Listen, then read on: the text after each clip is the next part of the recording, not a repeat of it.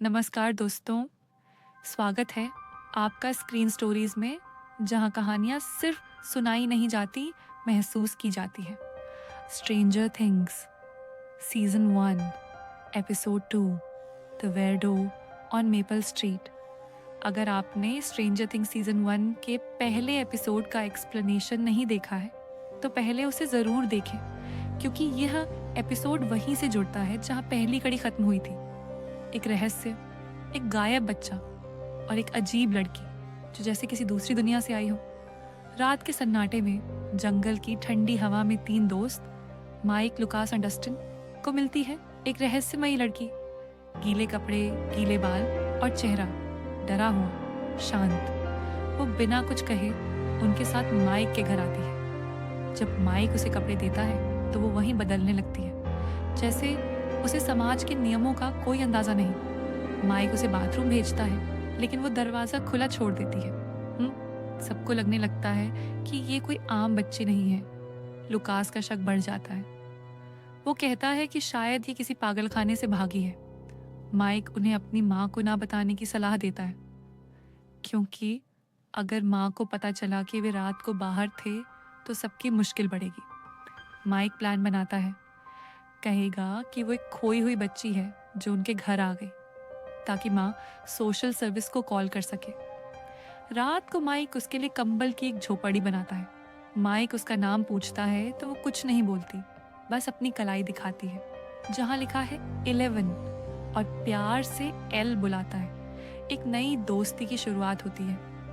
अगली सुबह जॉयस, जो अब भी परेशान है, चीफ हॉपर को बताती है कि उसे अपने बेटे विल की आवाज़ फ़ोन पर सुनाई दी थी, लेकिन हॉपर उसे समझाता है कि शायद तूफान के कारण कुछ तकनीक की समस्या हुई हो। फिर भी हॉपर खुद विल के पिता से बात करने का फैसला करता है। उधर माइक स्कूल नहीं जाता और एल के पास रुकता है। वो उसे एक गो वाफल देता है और कहता है कि वो उसे उसके घर पहुंचा देगा, लेकिन एल डरती है। उसकी आंखों में एक अलग ही डर है और वो कहती है, नहीं, वहाँ बुरे लोग हैं, वो मुझे मार देंगे और तुम्हें भी। इसी बीच हॉक्स लैब में डॉक्टर ब्रेनर और उसकी टीम जॉयस की कॉल की रिकॉर्डिंग सुन रही होती है और एल की तलाश में है। दूसरी ओर नैन्सी को स्टिव पार्टी में बुलाता है और बाब मना करती है, लेकिन नैन्सी जाती है। माइक एल को टीवी दिखाता है, अपनी फैमिली की तस्वीरें दिखाता है और एल पहली बार मुस्कुराकर कहती है, प्रिटी। नैन्सी की तस्वीर देखकर उस मासूम सी आवाज में एक अपनापन था।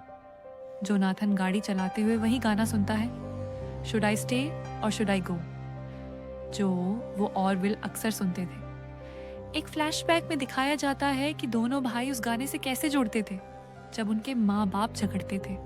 जॉयस दुकान से नया फोन खरीदती है और जब वो घर आती है फिर से फोन बजता है और इस बार विल की आवाज आ जाती है, मॉम। लेकिन फिर से फोन जल जाता है। लाइट्स झपकती हैं, दीवारें हिलती हैं और जॉयस डर के मारे भाग जाती है, लेकिन फिर हिम्मत करके वापस अंदर जाती है, क्योंकि माँ कभी हार नहीं मानती। इधर माइक की माँ घर लौटती है। माइक एल को अलमारी में छुपाता है और उसे वादा करता है, प्रॉमिस, यानी एक ऐसा वादा जिसे कभी नहीं तोड़ा जा सकता। ब्रेनर ने उसे अंधेरे कमरे में बंद किया था और वो पापा कहते हुए चीख रही थी। हॉपर को खबर मिलती है कि बेनी हैमर मरा हुआ मिला और पुलिस इसे आत्महत्या मान रही है, लेकिन हॉपर्स को यकीन नहीं होता। माइक के दोस्त वापस आते हैं और एल को अब भी वहां देखकर हैरान होते हैं। माइक बताता है कि एल ने विल को तस्वीर में पहचान लिया है। लुकास गुस्से में बाहर जाने लगता है, लेकिन तभी दरवाजा खुद ब खुद बंद हो जाता है। एल की नाक से खून बहता है।